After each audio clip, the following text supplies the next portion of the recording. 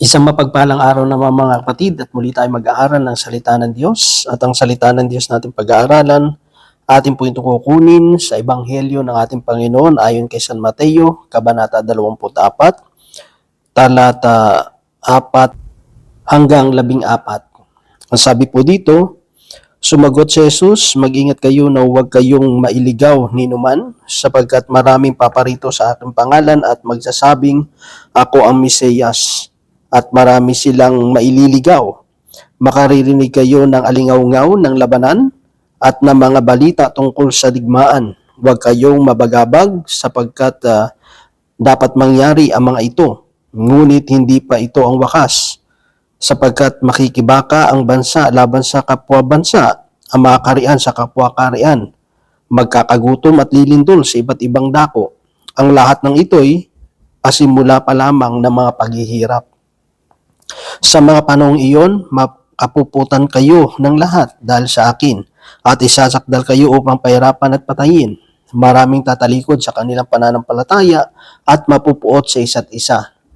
Ipagkakanulo ng isa't isa ang kanyang kapwa. Marami ang magpapanggap na propeta at maililigaw nila ang marami. Ang kasama ay lalaganap anupat manlalamig ang pag-ibig ng karamihan. Ngunit ang mananatiling tapat hanggang wakas ay siyang maliligtas. At ipangangaral sa buong sanlibutan ang mabuting balita tungkol sa paghahari ng Diyos upang ito'y makilala ng lahat ng bansa sa kadarating ang wakas.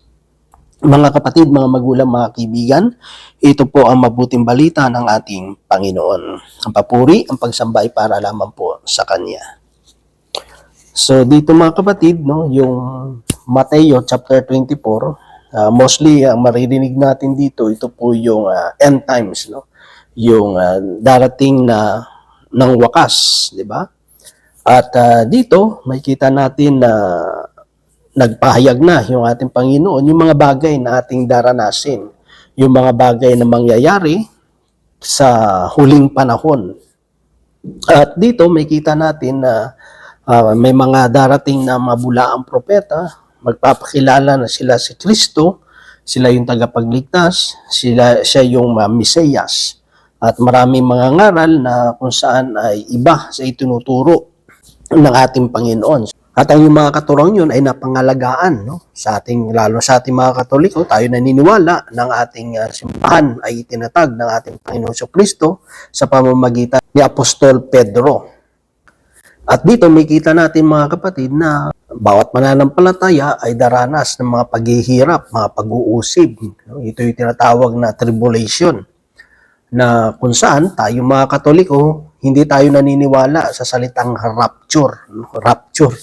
Kaya kapag nag-aral tayo ng mga katuruan sa ating simbahan, ay kasi marami rin talaga kahit dati naniniwala sa tinatawag na salitang rapture, pero tayo bilang Katoliko na nag-aral tayo ng salita ng Diyos at ng mga katuruan ng ating simbahan, wala talagang rapture na itinuturo sa ating simbahan. Kasi maraming mga Kristiyano naniniwala sa salitang rapture kasi bago daw dumating yung tribulation, yung mga sa huling panahon ay ito mga paghihirap na ito ay wala na yung mga Kristiyano. Yung mga Kristiyano is na-rapture na, kinuha na. Pero sa ating bilang mga Katoliko, wala po yun. Kaya nga napakalaga rin na tayo po ay nag-aaral ng katuruan ng ating pong simbahan. Kasi kung babasahin talaga natin itong Mateo chapter 24, kahit sa history pa, never nawawala ang mga Kristiyano pagdating ng mga pag-uusig at paghihirap. Kaya nga marami nag-alay ng buhay Kaya nga maraming dumanas ng gutom, pag-uusig, di ba? Kasi doon nasusubok yung mga pananampalataya ng mga Kristiyano. Kasi kung titignan natin, itong Mateo na ito, ang itinuturo dito is yung maging faithful tayo, maging tapat tayo sa Kanya hanggang wakas. Kasi bakit? Kasi marami talaga yung tatalikod sa kanilang pananampalataya sa Panginoon dahil sa mga pag-uusig. Di ba? Dahil sa may iba na linlang ng mga katuruan. Pero dito, tinuturo ng ating Panginoon, di ba, na maging handa tayo maging tapat sa Panginoon sa kabila ng mga pag-uusig, sa kabila ng mga kahirapan. Kaya nga sinabi doon, ang mananatiling tapat hanggang wakas ay siyang maliligtas. Pero pangako naman ng Diyos na ni isang hibla ng buhok natin ay hindi mawawala. Kasi ang Diyos pa rin naman yung bibigay sa atin ng biyaya ng pananampalataya upang ating mapagtagumpayan itong mga pag-uusig at paghihirap na pwede natin pagdaanan sa mga huling panahon.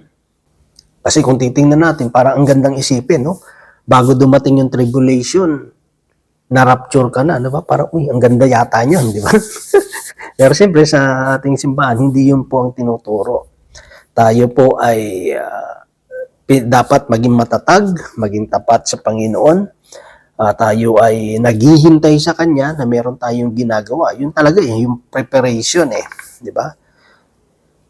Na kung dumating man ang Panginoon sa oras na hindi natin alam, handa tayo. Diba? Nandun yung faithfulness natin, naglilingkod tayo sa Kanya, sumusunod tayo sa Kanyang mga katuruan, masumpungan ng Panginoon na gumagawa ng ating mga responsibilidad, ng mga obligasyon na ibinigay sa atin ng Panginoon.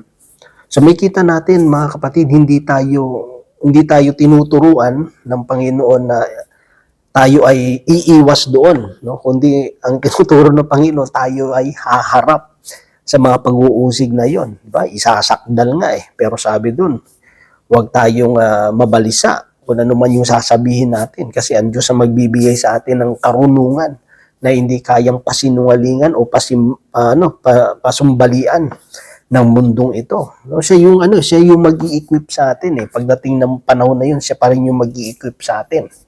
Kaya nga sabi ko, totoo naman di ba? Ang sinasabi ng Panginoon, daraan talaga yung mga pag-uusig Hindi niya sinabi na pagdating ng pag-uusig na ito, wala na kayo, di ba? Huwag kayong mag-alala, no? Bago dumating yung tribulation na to, wala na kayo sa mundong ito, no? Huwag kayong matakot, huwag kayong mag-alala. Pero kita natin dito, yung itinuturo sa atin ng Panginoon, dadaan kayo diyan, di ba? Dadaan kayo, walang exempted diyan, no? Walang exemption. Lahat ay daraan sa mga pag-uusig, sa gutom, sa kaguluhan, di ba?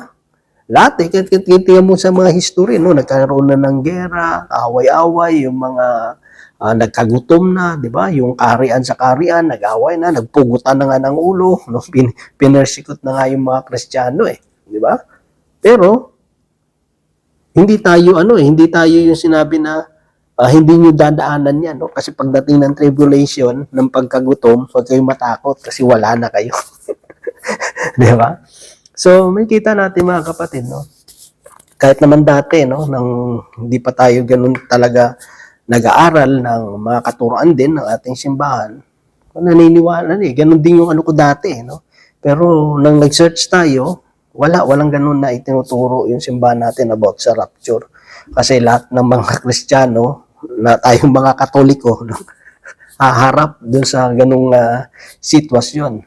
Pero, kung tayo mananatiling tapat sa Panginoon, pangahawakan natin yung katuruan ng ating Panginoon na ibinigay sa mga apostoles, no, sa ating mga kaparian, sa ating simbahan. Kasi, alam nyo, isa nga sa napakinggan ko, no, si Father Junic, no, teritoryo, doon po sa amin sa Iloilo, kasi nag-aaral po ng Doctor of Canon Law, no.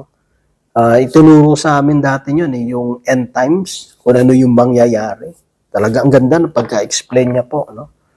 At sabi niya, sa simbahan natin Katolika, may mga nag-aaral tungkol sa end times, no? May nag-aaral talaga, no? Bawat kasi may mga kung saan pa may mga specialty, no? Meron talagang nakatutok diyan. Tsaka yung maganda talaga yung pagka-explain niya ng end times.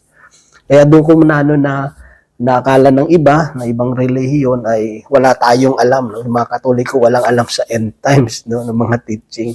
Pero doon mo maunawaan na yun ang hindi nila alam, di ba? Na maraming alam at meron talagang nag-aaral diyan, no? Kasi yung pinakasentro lang naman is yung Israel Doon lang naman yung pinaka-focus ng lahat eh, yung mga kaganapan sa Israel.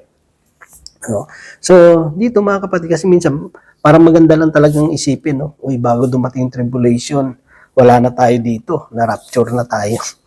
Kasi minsan parang nagiging pabaya eh. Sabi okay lang naman kasi wala naman tayong dapat ikatakot eh. Pero totoo naman eh, wala ka naman talaga dapat ikatakot kapag kasama natin ang Diyos. Ano man yung ating mapagdadaan ng kahirapang yan. Kung tayo mananatiling tapat, panghawakan natin yung pangako niya at yung biyaya ng Diyos, isasubmit yung sarili natin sa kalooban ng Diyos. Hindi naman tayo pababayaan ng Diyos eh. Di ba? Ang mahalaga lang doon mga kapatid, huwag tayong hihiwalay doon sa katuruan niya, doon sa katotohanan. Di ba? Kasi yung katotohanan, ito yung pinaka-weapon natin para hindi tayo ma-deceive, hindi tayo madaya. Diba? Kasi kapag ang tao kasi na nasa kasinungalingan, kapag namuhay kasi tayo sa kasinungalingan, darating kasi ang time, hindi mo na alam kung ano yung totoo. Tayo mismo, nadadaya na at napapaniwala sa sarili nating kasinungalingan. Diba? Kaya, yun lang mga kapatid, no?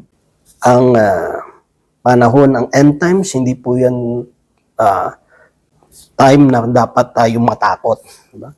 Kaya may kita nyo mga kapatid, kahit yung before ng year 2000, talagang grabe yung mga teaching, grabe yung mga video, yung mga pelikula, no? Ganito, talagang grabe yung takot eh, yung dulot sa mga tao.